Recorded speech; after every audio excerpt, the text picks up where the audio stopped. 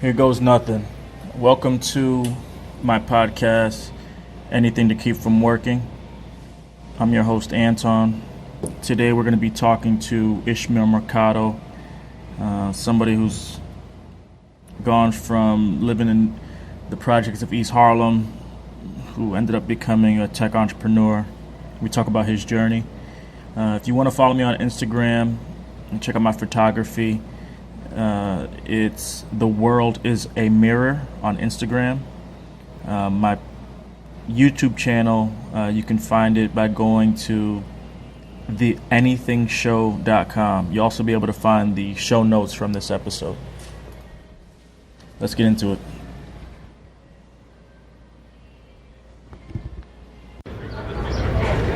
How much New York City has changed? Oh, yeah. Or how much you weren't aware of it, like sort of being a kid? You know what?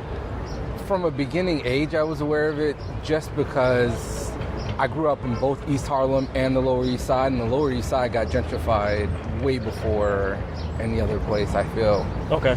So, I mean, I remember as a kid watching them kick out the artists that were squatters in the areas, and how quickly the stuff changed.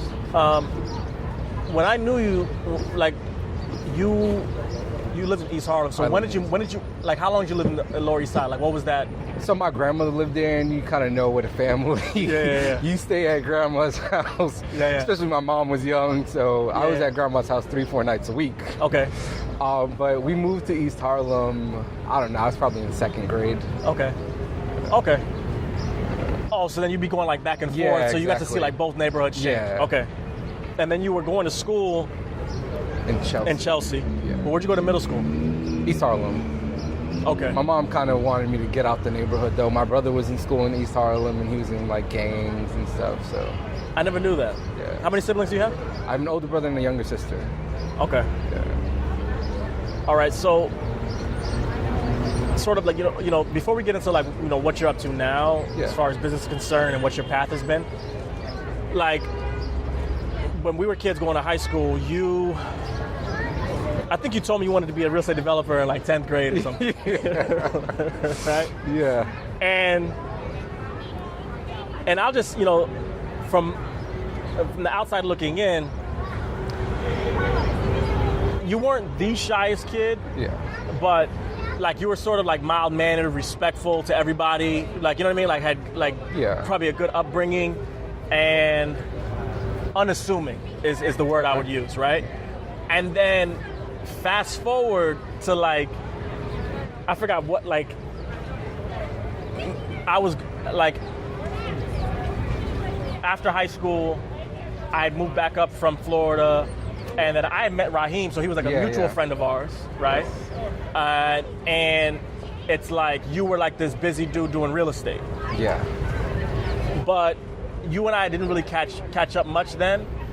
And then like fast forward several years later, I don't know how we broached the subject, but like you started telling me about like your repertoire. But I didn't know that you were making like six figures when you were like, what, like 19 or 20 or something like that? 21. Yeah. 21. So like what was, and the funny thing is New York, think about it in hindsight, New York just makes everybody work harder than they would somewhere else, typically. But like what was that like transition like, finishing high school? And Well, even going back further, I knew like I didn't want to be poor when I grew up. Okay. So it was, what profession makes the most millionaires? And back then it was real estate. Probably now it's a tech industry. So I'm going to be a real estate developer, but first I'm going to start off as a real estate agent. Okay. And it was, honestly, in the beginning, it was tough, as all young agents realize, especially a kid that's 19 coming from the projects, showing $20,000 apartments wasn't happening. Yeah. So after changing my strategy and just going into the area I knew, it became a lot easier. And it was hustling, but I was 10 blocks away from home. I knew everyone knew me.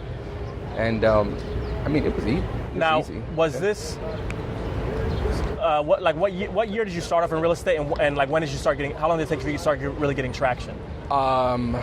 So I started out in real estate in 2004, and first 6 months worked for a big company, 0 deals. As many, I mean, the agency was City Habitats. Many agents who work there know the struggle. Yeah, but you were like living cheaply at the time? Yeah. I mean, I was living with my girlfriend and my best friend. Okay. And rent was like $400. Okay. So that wasn't an issue, but really 6 months, no deals. 6 months, no deals. First year, I think I made $18,000. Okay. So super low. Next year, switched. In between, then I switched companies. Probably moved up to like 40 grand, and 40,000 for me was like more than what my mom was making raising a family of 3. Okay, in New York. Yeah. So I mean, after that, it was just like I want to be the best agent in my office. Okay. Did that. Then it was I want to manage the office. Then did that. Then it was like, all right, I don't really like managing people. I want to step back from that and just focus on bringing stores into the area, because if we have nicer restaurants and things, my income's going to go up. And I know that. So backing up, like you became like what, like the neighborhood guy. You concentrated on one area. Yeah, East Harlem. And like it became like your life. Yes. Okay. That's interesting. Yeah. You know, you probably read Outliers. Yeah. You know, it talks about any IQ points over 120 has less indication, like it's not statistically connected to like how successful you'll be. Yeah. It has more to do with like how emotionally intelligent you are, your network of friends, etc. Yeah. But like, you're somebody who I knew like did their class assignments, homework, etc. Whatever the subject was, like when people didn't do anything that wasn't cool, like, right? Yeah. Like people didn't eat school lunch because it wasn't cool. People didn't join extracurricular activities because it wasn't cool. But I guess like that, where'd you develop that discipline from? Oh man, I would say first I'm not disciplined, but but like the discipline. You got decent grades. Yeah. And then like nobody just like becomes the manager of an office, like locks down a neighborhood per se, and like basically attains their goals without being somewhat disciplined. Yeah. You know what I mean? Honestly, I mean, it's probably me just wanting to do stuff to get it over with. So so you look at it in a different way. Yeah. So let me do that, and I kind of have tunnel vision with things. So it's tunnel vision. Okay. All right, I'm in school now. Let me focus on school, get it over with. I tried to finish school in 3 years. I ended up doing it in 3.5 years. Okay. But and that's just like everything with life. Tunnel vision. Yeah, that's interesting. Okay, so then you started focusing on getting stores into the neighborhood. Yeah. All right, so like, basically, sort of, tell me how just like sort of real estate played out, because it's not the industry you're in now, but like. I am, well, first, I still flirt on and off with real estate. Okay. It's something that I like meeting people, I like talking to people and helping them even. That played out, I mean, I think I was renting, my first year I probably rented 6 or 7 stores, which was a huge bump in commissions for me. You said your first year you rented out 6 or 7 stores as a commercial agent? Yeah, no. I had already been in residential real estate for 3 years, and then I moved to the commercial. Okay. It was easy. My broker had a ton of listings, and he didn't want to do them anymore. So I was lucky in that way. And he didn't trust anyone else in the office to do it. So. Now, the reason I sort of, asked about the years is because, like real estate changed with the technology. If you look at it, real estate hasn't changed that much. A ton of people are still using Craigslist, even though it's still shady as ever. And I was using Craigslist when it was free, so that bump when they started charging affected it. Not much.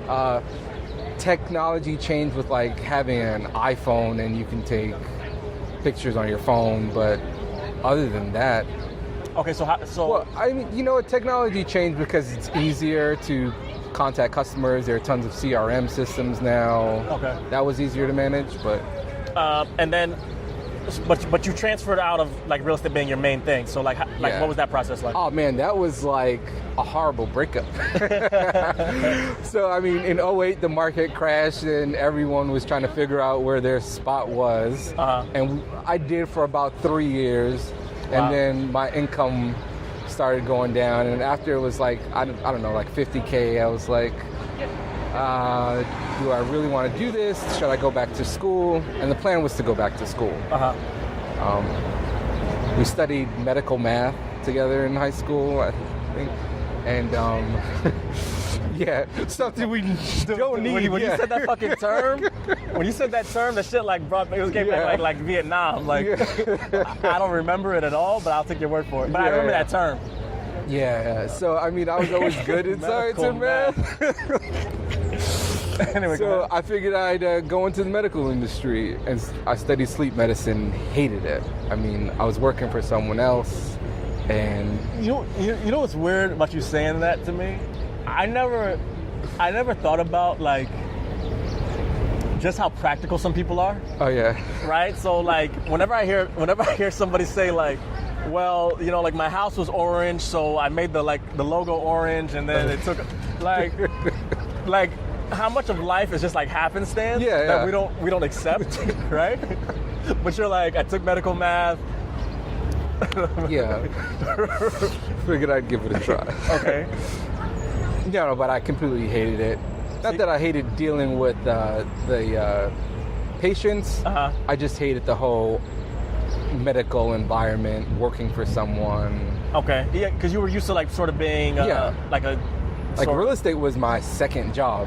Okay. And my first job was like retail, and I quit because I wanted to be a manager, but I was only 17.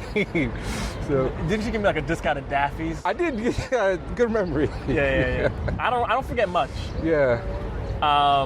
Okay. So retail, then real estate, then sleep tech. Yeah, then sleep tech. Okay. And then while I was doing the sleep tech, I started the business just on a kind of whim. I was also studying at BMCC at the time. So for people who don't know about like what business you started, what was the first business after? So the first business was a male nanny agency called NYC Manny's.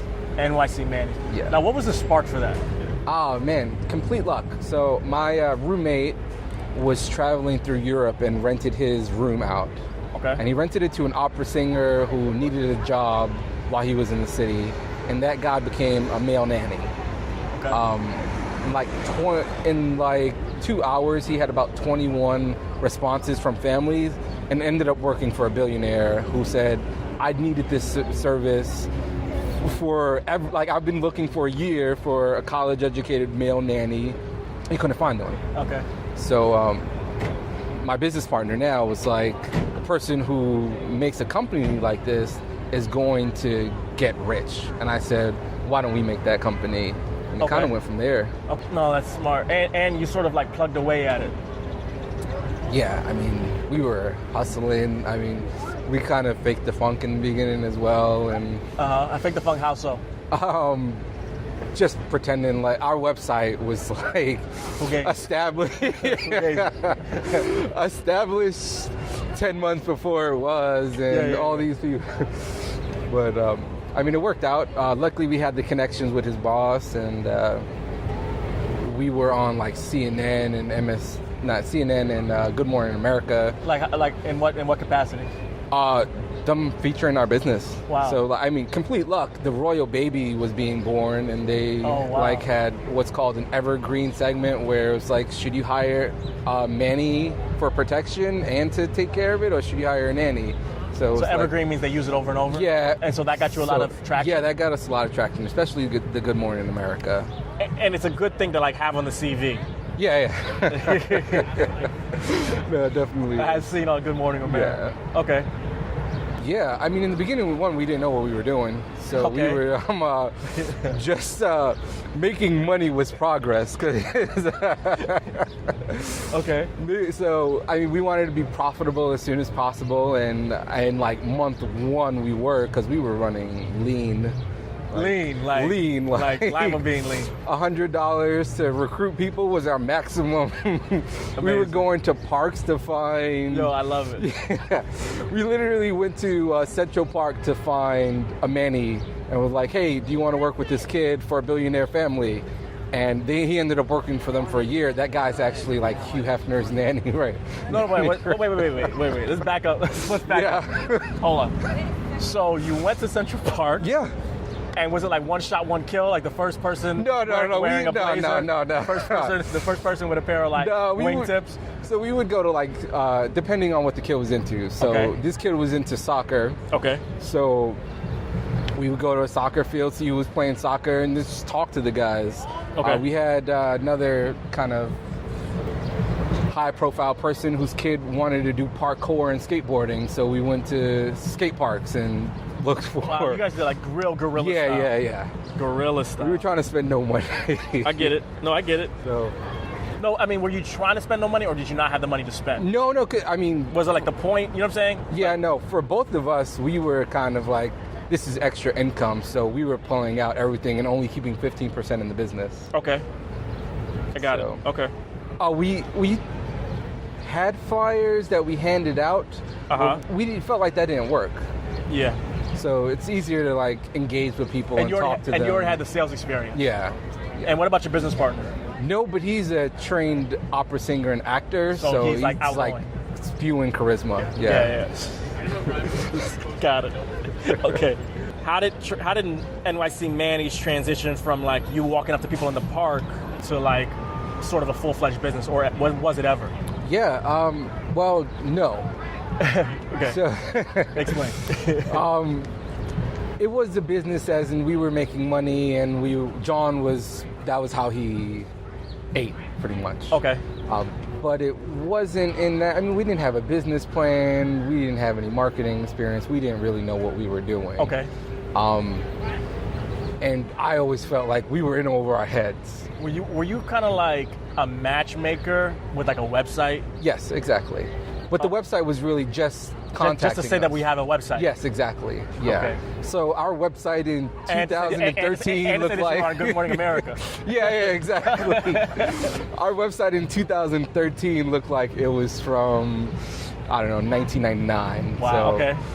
But you're making it happen. That's, it's beautiful because like that's one big thing that like whenever I've gotten the kick in the ass to actually do something, it's like stop cutting and do. Like stop measuring and cut. You know. And I'm going now talking to entrepreneurs at Baruch. It's always like, how can you make money now? Okay. Like, don't try to perfect this magnificent app. How can you break it down and kind of do a lean startup model with it? Okay. Where it's, I mean, people may not be familiar with the lean startup, but like, I mean, so you fast forward a little bit, a lot of bit. Yeah. You went to Baruch, like you ended up going back to school. Yeah, I was always in school when we created it. I was studying business, and the plan was to study real estate finance. That real estate developer goal was still there. Okay. And instead, I studied entrepreneurship.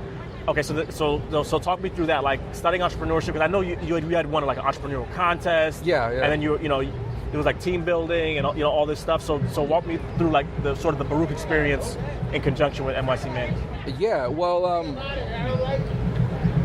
when I entered Baruch, it was crazy. I mean, we had the Good Morning America thing going on. We were in talks with, we were signed to a production company. We were in talks to networks to do a reality TV show. Okay. And what year was that? This was 2004. Okay. I'm sorry, 2014. 2014. Yeah. Okay. Interesting. So this is 2014, and I'm talking to my professors about this, like, hey, this is where we're at, what should we do? And they were all really excited and helpful about it. At Baruch? Yeah, at Baruch. Okay. You were studying entrepreneurship. Yeah. Were you doing like were you part of like any business clubs, or were you doing like any sort of like Any networking outside of that? No, I had 2 jobs. You were doing... Because I was still doing the sleep studying. And I was still doing the NYC Manny's and school full time. Wow. So...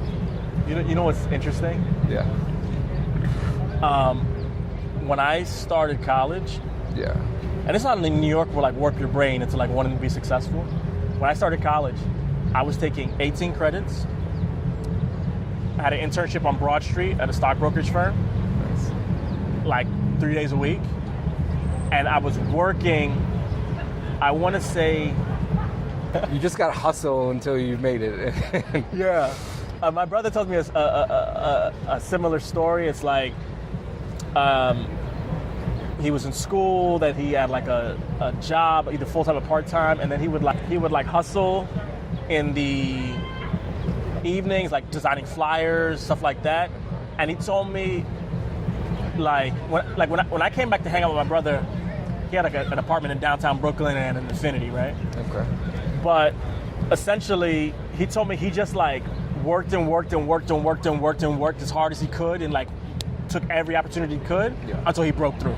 So that was okay. So working sleep tech, going to school full time, and doing NYC Manning. Yeah. How many hours do you think you were putting in it in the business? In the business, I would say 30 hours, and then 30 hours at sleep tech, or 33 hours, and then school is school. At like Baruch, like which at the time I was at, I think, a 3.8 GPA. Baruch is not like patty cakes. Yeah, no, it's not. It's like one of the best business schools in the country. Yeah, so their entrepreneurship program is 6th in the country, so it's legit. Yeah, it definitely is. Wow. All right. Yeah. Wow. Okay, so tell me about the competition. Okay, yeah. So in order to talk about that, we kind of have to rewind. Okay, sure. My business partner decided New York isn't for me. Okay. I want to do something else. So he moved to Tennessee. Okay. And then I was like, well, I'm not going to really do it without you. So we kind of decided to stop doing the business. Okay. But when he got to Tennessee, people kind of were excited. The New York City guy came back to Tennessee, and he has this business. So investors approached him. Okay. So he was kind of like, ish. I have what happened. This is my situation. Yeah, I have all these things. I'd like for you to be a part of it. And I was like, well, I still kind of want to focus on school and finish that. Okay. So I took a back seat. We had an arrangement where I got cash and equity for the name, and that was kind of it. I thought I'd be done with it then. Go to Baruch, enter the entrepreneurship community there, and start developing an app called Now Nanny, which is like an on-demand childcare app. I hate the term Uber for babysitting, but Uber's the devil. Okay. That's what everyone called it. So. Okay.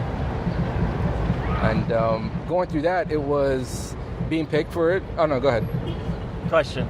Now Nanny was still Manny's, like it was still male nannies? No. Or it was nannies, period? Yeah, nannies, but on demand. So you need someone to watch your kid last minute. So it is Uber for... Yeah, exactly. it's Nanny Rush. Yeah. Okay. Exactly. Getting picked for the program, and this like... just thinking the entire time, like, man, I just had an idea, and all these people... Wait, the program meaning... I'm sorry, so it was the CUNY Business Incubator. Okay, CUNY Business Incubator. Yeah, and... so that means more than Baruch? Yes, yeah. Okay. All right. All, 21 CUNY schools. Okay. There were 17 teams, a lot of... there were doctorate students, there were master's students, and we were all just trying to develop businesses together. Okay. A lot of real smart people and good atmosphere to be around. Okay. And I just had the business idea, but some of them had patents, and they'd been working on it for 3 years. Yeah. Okay. So, I was a little nervous. Okay. But then even with that, just the tunnel vision and focus, like, what do I have to do to make it to the next stage? Okay, let's put a pin in that for a second. Yeah. was there a time either before graduating high school, like what was your first like feet in the fire? I can count on myself. I'm gonna make this happen. Like, because people sort of, I mean, some people have their like come to Jesus moment or whatever it is, right? That changes them or lets them know who they really were, what they're made of, right? Yeah. What do you feel besides like having a deep desire not to be poor, as you know, as you started with, right? Like, what do you feel like? Because most people don't want to be poor. Yeah. Right? Like, as a thing, list this shit on the to-do list, right? Yeah.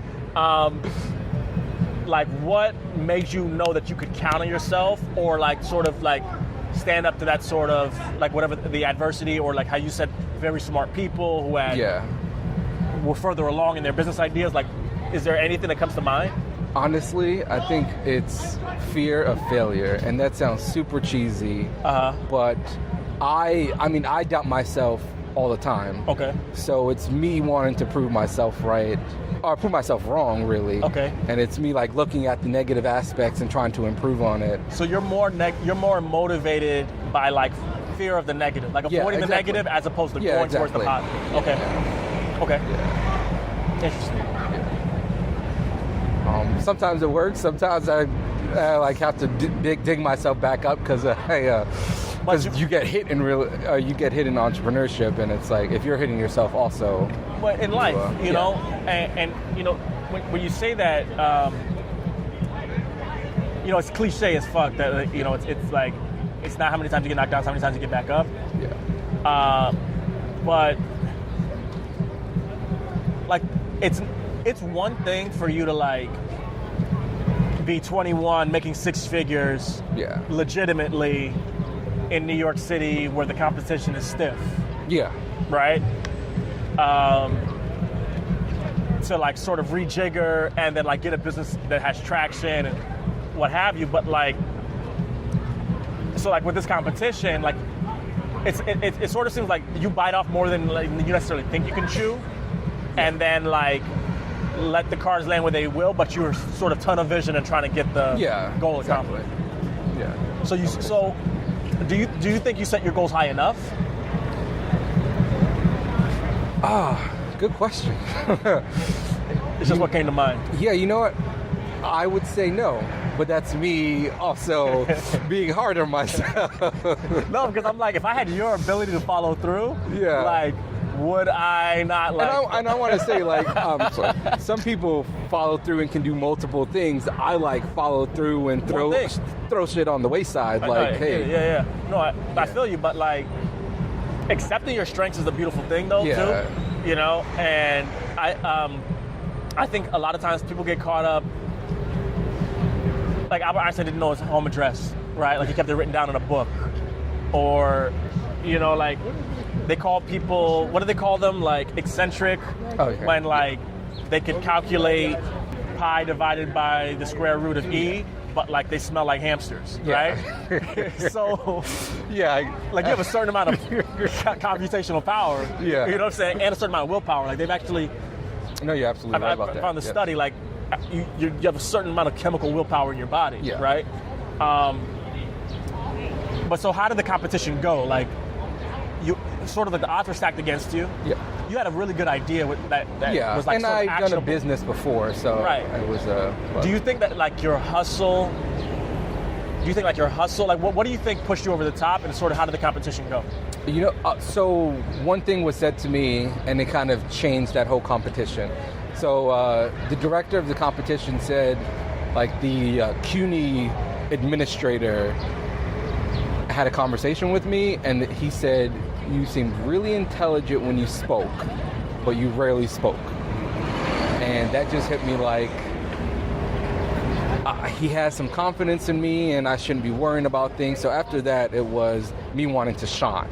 Okay. So it was taking a leader role in the incubator. So, I mean, being there every single day when we only had to meet twice a week. Going to the library. I wanted to be the first person to make $1 in the business, and I was. Okay. So, I mean, in September, we made our website. In October, I had the first client. Okay. And that was just real important to me. Using friends as nannies. So. Okay. That was it. But in general, I think the whole process was just like me trying to excel, trying to soak up knowledge from business people who I wouldn't have access to. I mean, we went to like Google and spoke to Googlers, and they like made me pitch my idea. Googlers means people who work at Google? Yeah. Okay. They made me pitch my idea, poked holes through it, gave me suggestions, and this happened, I don't know, maybe 18 times with different people in different industries. So marketing, accounting, we had finance people, but that really didn't interest me. And then it was the tech stuff. So people talking to me about the tech component of my side, which I have no idea. Mm-hmm. And just on a side note, if you want to start a tech company, you either need to learn some shit or you need to you need to know people. Yeah. Now you switch back from like Now Nannies to So after winning the competition, what did winning the competition entail? So you do 3 phases. Each phase you're doing a pitch, and at the end you're doing a pitch in front of investors, in front of a panel of judges. Okay. And they give you some prize money. Mm-hmm. For the most part, that was it. Very school-minded, not like incubators that are huge in Silicon Valley. Yeah. But they really just wanted you to further your education, and hey, if you can create a business, wonderful. Just a shout out. Give you something to put on your CV also. Exactly. Just a shout out to Cleanly. They took that business. Actually, there's like 4 or 5 companies that went through the incubator, took it into a business, have raised, I think $3 million and $1 million. So. Wait, so Now Nannies is like owned by someone else now? No. So Now Nanny is dead for the most part. Okay. So transitioning, I took that money and realized it's going to cost me a lot more to actually get this tech company off the ground. And at the same time, my business partner was just like, hey, we've just raised some money and we've improved our tech, so we're not an agency anymore. I'd like you to come back on board. We're business technology, yeah. Okay. So I said, sure. I was already a partner in the company because of the equity exchange from the last thing. Mm-hmm. And so what is NYC Manny's doing now? So NYC Manny's is now MyCare. We went from NYC Manny's to My Manny and moved to MyCare. The moves are, My Manny was still the Manny component except complete tech based. So we had, I think when I came on, we had a little over 1,000 Mannies in New York, Tennessee, LA, Georgia. Why LA? Just a big pocket where a lot of actors make good Mannies. Interesting. And LA, the incomes are a little higher, so they can afford it. So was it like New York City and Tennessee first, and then like LA once you had the business model sort of? Yeah, exactly. Okay. I mean, we expanded a little too quickly, so we were LA, Dallas, Cincinnati, Arizona. We were like Chicago, Orlando. Yeah. I'm kidding. So, I mean, we tried doing too much too quick. Okay. So now we've kind of reined back. We're in New York, Tennessee. Do you feel like you learn from those things though? You know of course, yeah. Like it's better to have like how do you feel about it? Like it's better to have like grown too fast and pulled back, or to like have been more conservative? Where do you stand on it? I think you want to be optimistic, and it's probably better to have grown too quick and pulled back than like go too slow and then be stagnant. Okay. Because you only have a few amount of months with a tech company to make a push.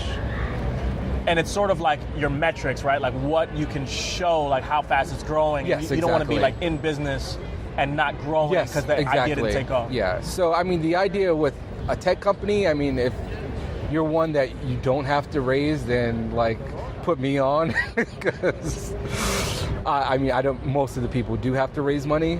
So you want to grow as quick as possible, show whatever your metrics are, if it's amount of users, if it's amount of revenue, how much revenue you made based off of how much money was invested, and then move from there. Okay. And so we fast forwarded. No, we rewinded and we sort of got it to present, right? Yeah. How has the naive kid who was like full of ambition, didn't want to be poor, right? No, I mean, because I know, like, I still wanted to have like an iced out chain when I was when I was like 17. Right? Yeah. How has that kid, like, how do you sort of define success? Yeah. Do you have an end goal, or like, and have you sort of tailored, like, how has that vision been tailored over the years? So we haven't really talked about my personal life yet, but I was richer at 19 than I was at 32 as an entrepreneur. Cash-wise. Yeah, cash-wise. Yeah. So, I mean, we got a lot of equity, and on paper, I may be worth a lot. It's like the commercial, they paid you in gum. Yes, exactly. So it's really just changing what success is. So I'm living leaner, I'm growing something, and that's what's important to me. That's what success is now. Growing a successful business, even if it's not this one, it's developing the tools where I know that when that idea comes up again, I'll be on it. But as far as I mean, like, we really haven't dug into your personal life, but like, you can go as deep as or shallow as you want to in that. But when I sort of define success, right? Yeah. Like, for some people, success is. I remember when I was a kid, my mom wanted, like, I can't remember what it was now. It might have been like a Miata. It might have been like a small car, right? Yeah. It changes over time, right? Yeah. And a small, like, house in Little Haiti where she could garden, right? Okay. For some people, like, especially people who haven't really had more money than they needed ever. Yeah. It's like the most conspicuous consumption you can think of. They want, like, the biggest mansion, go. Like, so, you know, like that idea, like, how have you, like, internally calibrated? Because, like, life has a way of changing you, per se. So how is, like, when you wanted to be a real estate developer, it was sort of to be, like, really wealthy. Financially. Yeah. So how is like, where's the calibration now on, like, what you see success, and like what's the point of having the money, or how much money do you want? Or like, so now I'm not driven by money, and I was back then. I'm more driven by progress. Yeah. Okay. And whatever it is from what I'm doing. So I've realized I don't need a mansion. I don't need a fancy car. Like, and when I was doing real estate, that was like the first thing. Like, first get out of the projects, get a dope crib, get a European car. And I did all of that. Okay. And that didn't make me any happier. And when all of it was gone, I felt like my worth was that. So I felt like, but when you achieve, like, the tangible thing, right? Did you sort of feel the emptiness then, or did you think, if I make more money, I'll be happier? Yes. No, it's that. It's that, like, carrot that's dangling where you always need more. Okay. And so losing it sort of gave you perspective. Yeah, losing it was just like, well, first I went into deep depression because that's where my worth was. Okay. And then after bouncing out of that, it was, okay, what can I do now? And it's setting goals, progressing in everything that I do, trying to be the best in everything that I do. Okay. Interesting. Yeah. Wow. But in general, success for me would be having a modest car, giving back to people, not being all about work. No, but, you know, you said something, it's like, when you were working your way out of depression, like, when you set goals and you sort of found, like you started accomplishing those, or, like, you know, what have you, did you feel like you found yourself again? Did you feel like you found a new self, or like? I definitely a new self. Okay. Yeah. So I didn't go back to the material things. Okay. I am. And I know you found God. I don't know Yeah. I don't know how long ago that was, and like, I mean, a year and a half ago, I went from an atheist to a Christian. So how did that happen? A lot happened with my business partner. He wasn't an atheist, but he was living a lifestyle in New York that he knew he couldn't sustain. I mean, I'll share the story because he shares it. Okay. One night we went to a Kanye concert. The next night we were like clubbing in the meatpacking district, and he punched one of our mannies in the face, straight up. Was he drunk? He was drunk. Yeah. A part of the reason why he moved to Tennessee was like the cops were looking. He was like, at the cell and the phone in the basement. Word, yeah, exactly. So, that's hilarious. Yeah, I mean, he moved. I mean, in Tennessee, there are a ton of. How is it? Like, is he legit? Is he cool with the law now? Or yeah, no, he's absolutely fine. Yeah, that all went out. That kid allegedly. Yeah. No, that kid went back to Europe. The charges were dropped. Okay. But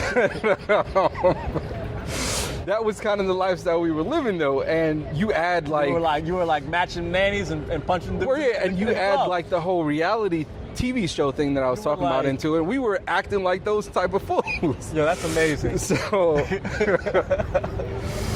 you know this is like a Seth Rogen movie? Yeah. like Manny's, bitch. Yeah.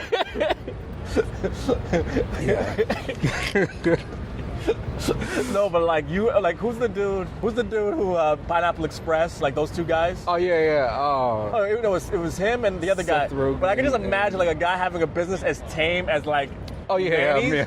Like acting like douchebags in the club kicking dudes. Yeah. No offense. Yeah. Okay, so spirituality. Oh yeah, so he became a Christian, and I mean, really, just you can tell the changes that happened in his life. Okay. Drastically, and he would always talk to me about it. And me being an atheist, it was just like, yeah, okay. I wasn't gonna downplay his changes, but I wasn't gonna. So you wanted to respect the changes he made. Yeah. But not really accept them. Okay.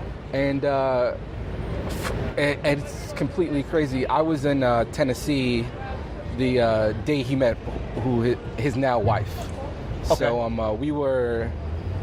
he drinks coffee a million times a day. He went to Starbucks. I was like, I'm gonna go to Old Navy. He ended up talking to her, and we talked. And she teaches at Campus Crusade, which is a college ministry organization. Okay. And she was doing a paper, and she said, I honestly, coming from Tennessee, I don't get a chance to talk to any people who are atheists. Do you mind if I talk to you for 45 minutes?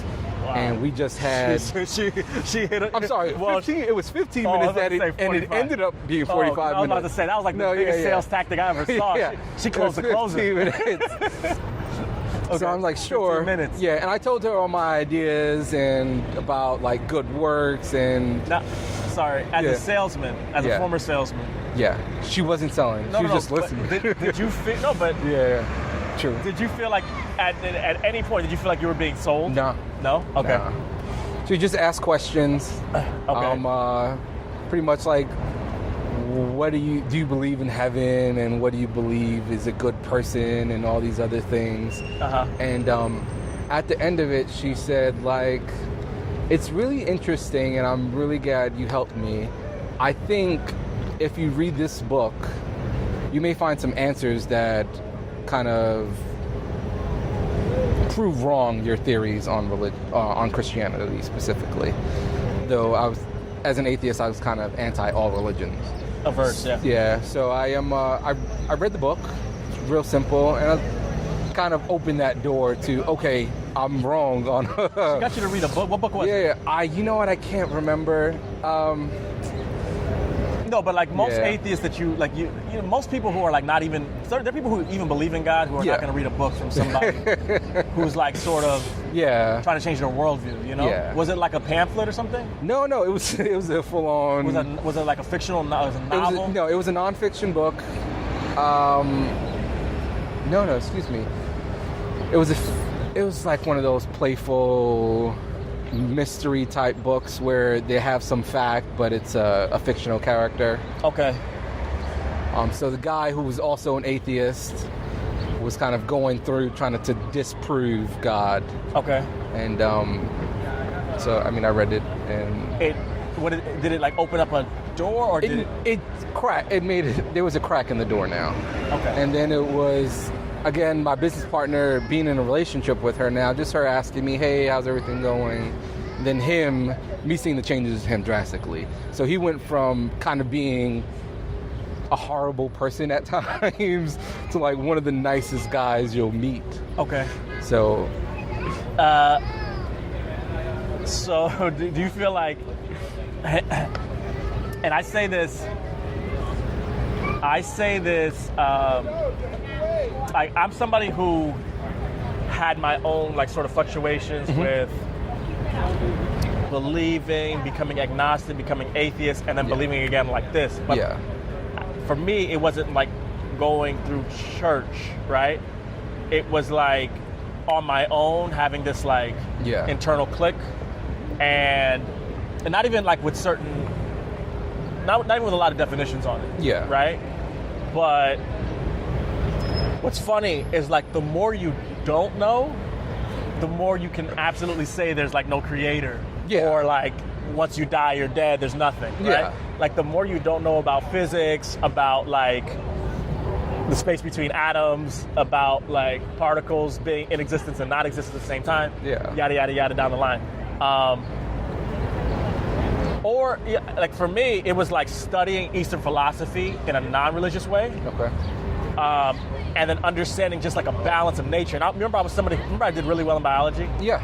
I was somebody who was like really into evolution and how things work. Yes. So like seeing like this interplay in physics and in biology and in how everything had a balance. Yeah. Like it just, I can't even tell you how, but like it sort of clicked for me that like this is not just it. You know what I mean? Yeah. But I mean that's interesting, man. Yeah. So like, what would you say like your prospects are now? Like, what are your goals now for the current business that you're running? Yeah. I mean, the goal right now is a $10 million valuation, so we can actually take some money home. Raise some money, and grow the business. So we've kind of tested it. We know who we are, and now we want to bring it to the country initially. Okay. Got it. Interesting. And again, once we raise that money and we kind of get paid, I'm probably going to move to another thing. Okay. Now,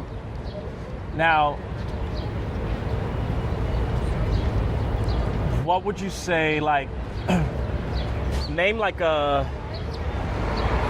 and remember you end up hitting goals. So like, name like, what's your like, either annual income number or let's say 5 years from now, right? Like what do you want to be worth, quote unquote, on paper? Yeah. And what would you say, what kind of, like, do you have sort of any inklings of what like you would like to do outside of the company you're doing now? Yeah, so I mean, we talk about it all the time. I and John want to start a fund for inspiring entrepreneurship that has to do with mission work. Okay. So there are a ton of Christian companies that aren't overtly Christian, but are there to spread the word, help people. Right now I think of Willie Morris at Faithbox, which is like a subscription box that gives donations to people in Haiti, China. Every dollar they make, a portion of every box they make, they donate $1 to Rice Bowls, which is feeding the hungry. So that type of impact business. So more towards social entrepreneurship. That would be, so essentially, would that be like a nonprofit or would that be like a for-profit business? A for-profit? Yeah. Interesting. Okay. Yeah. They're definitely out there. Helping others is kind of I think that like the social entrepreneurship thing, like it's the next wave. I think millennials, I mean, they've seen soul-sucking corporations and they don't want to build that type of company. And you know me, like I can be like mad political, and I'm not afraid to like say things that like are gonna like necessarily lose you acquaintances. Cause I wouldn't call them friends. Mm-hmm. But I feel like this whole life is a mirror. Okay. And it's one thing to try to take over the world and change it, or like become Bill Gates and change the world. But like, there's a quote of Maya Angelou that my mother said, I always remember. It's like, don't leave the ghetto, plant flowers. Okay. You know what I'm saying? Yeah.